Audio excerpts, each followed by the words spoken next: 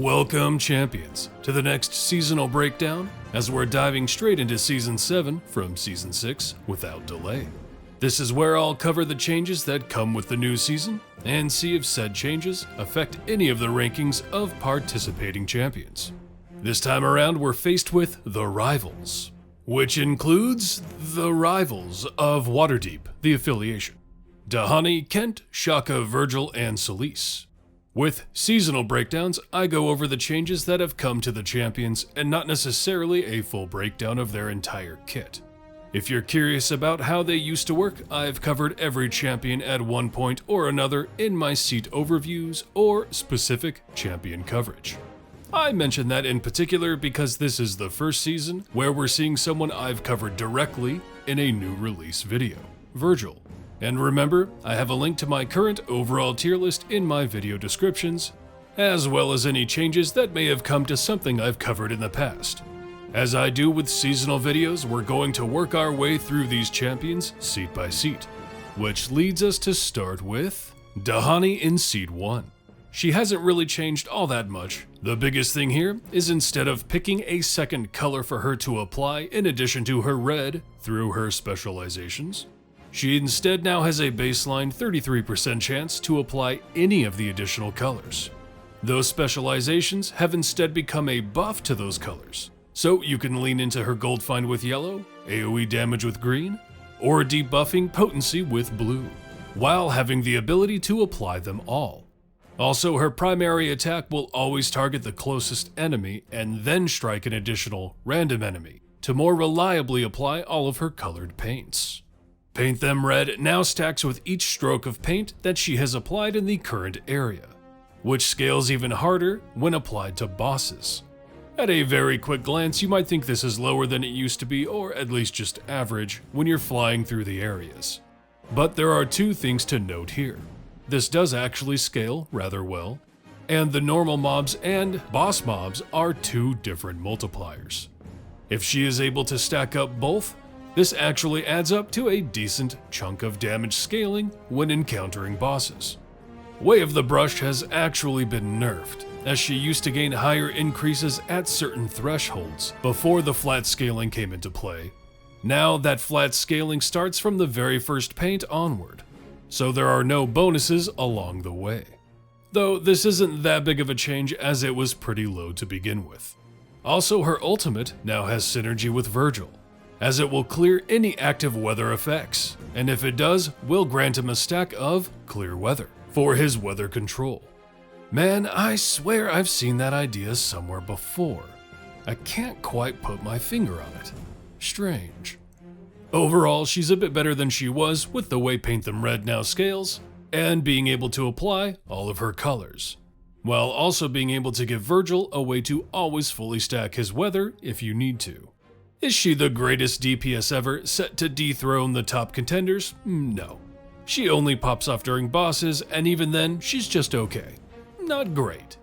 But whereas before even Kent in her own affiliation would outdamage her, she can now carry her own. As long as you're in an area where enemies aren't dying so fast she can't apply paints. I'll move her up on my tier list, but we're not breaking any new ground here really. She just climbs into the B-. Second, we have Kent in Seat 4. And that's all I have to say about that. This time around, not all of the participants of the season are getting reworks. While that's not the worst thing in the world for Kent, as he's already in a pretty good place in my opinion, it's an odd choice for a seasonal event. So, moving on to Shaka in Seed 9. Shaka has received the biggest boost out of all of the champions in this season. Again, he works almost exactly the same as he used to, but his numbers have been buffed up amazingly well. His Rivals of Waterdeep synergy has been added as a separate ability, Riddling Rivals, which was previously just tied to his Celestial Puzzle. This is now a bonus to the base effect of a Celestial Puzzle, meaning we have a pre-stack bonus to a multiplicative ability. Not only that, but Feast or Famine has also become an increase to the base effect. Now, only Feast or Famine has a gear slot tied to it for pre-stack scaling. But still, this means you have to set up Shaka just right. using a feat to unlock a 6th slot for Celestial Puzzle, having as many rivals in the formation with him as you can, and having him adjacent to multiple puzzle slots. His Celestial Puzzle buff will become very potent. He still has 2 specialization choices, but now his ultimate selection is first, and being the same, other than the fact Blinding Wall of Light now also stuns enemies that pass through it. But the second has changed completely. He no longer has an option to re-roll his puzzle slots, and now has an unmarked 5th puzzle slot in the formation when he starts out. And by the way, the tags will always be visible now, which is handy. But when he makes that second specialization choice, he now decides between 3 choices of increasingly niche options, being rewarded the most for choosing the most niche option, or the 4th option, which will forego the 5th puzzle slot and instead increase the temporary HP applied with his Celestial Resistance. Never pick this option, unless you absolutely need the temporary HP for a variant or something of that nature. Having more slots filled grants him far too much of a damage bonus to justify the slight healing increase. He already had great availability, and his buffing potential is so much stronger than it was, and it makes him right on up the tier list.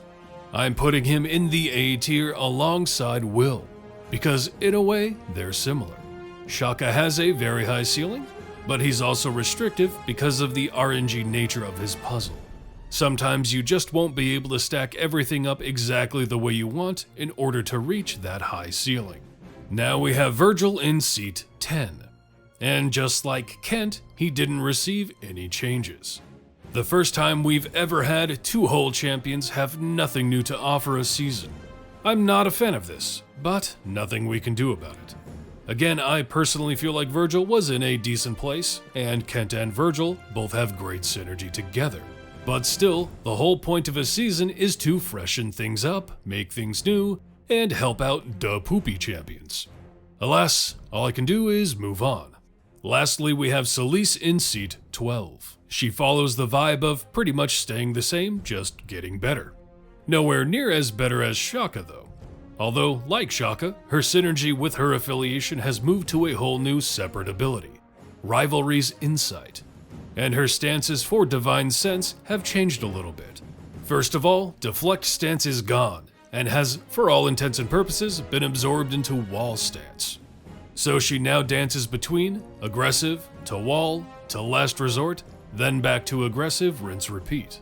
Shield of Psychomancy will no longer buff Divine Sense's damage, and will instead cause enemies hit to take double hits if they are hit or armored-based health enemies.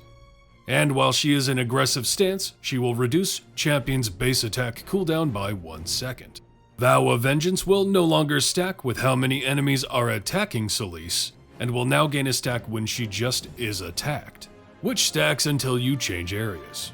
But if you change stances while within that same area, it will not reset. Wall stance will increase the effect of Divine Sense if she has been attacked in the last 10 seconds, as well as reducing the damage champions take from both melee and ranged attacks by 25%. And Last Resort will stack up a buff that increases Vow of Vengeance, which will dwindle over time once you activate it. So the idea, if you want to maximize damage output for Divine Sense, is to stack up in Wall Stance, then activate Last Resort once you have the full buff, and benefit from a spike in damage. Baseline Divine Sense is a lower buff, with Wall Stance it's a decent buff, and Last Resort spike will make it a good buff. Nothing outlandish like Shaka, but good.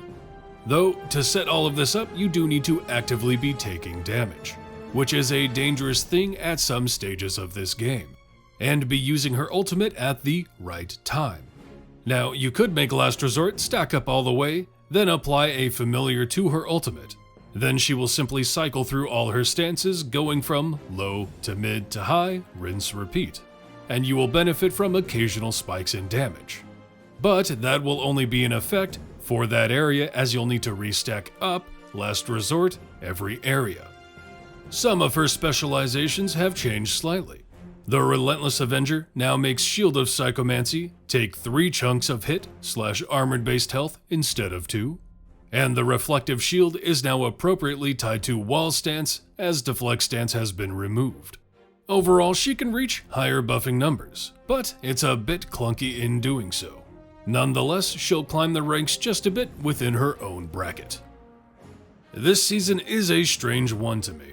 We have 2 champions who received no changes, mostly because they are actually in an acceptable place. And while the rest of the crew certainly needed an update, I don't think they received enough of one to bring them up to the levels we've seen from previous seasons other than Shaka. And even then, if both Kent and Virgil didn't need a rework, why did they leave Gazric in the dust? He's not the worst out there, but his damage buffing could have certainly used some help. If nothing else, make his control weather get a bit more oomph. It feels a little bit like a waste of a season, at least in the rework regard. There are still plenty of rewards to earn, and it is, in my opinion, always worth having another carrot on a stick where you actually get to eat a carrot. But as far as reworking champions or bringing them up to the current standard, again, other than Shaka, I'm left with a feeling of mediocrity. This is likely due to the timing of the season during the holidays, but I feel most people out there would have rathered a bit of a gap between seasons for more in-depth reworks. But maybe that's just me. I like having seasons close to each other, but if that means this level of more watered-down tinkering, I wouldn't say it's worth it. But there you have it, Season 7, The Rivals. Leave a comment on what you think about this season and its changes, and always remember, have a hell of a time out there, champ.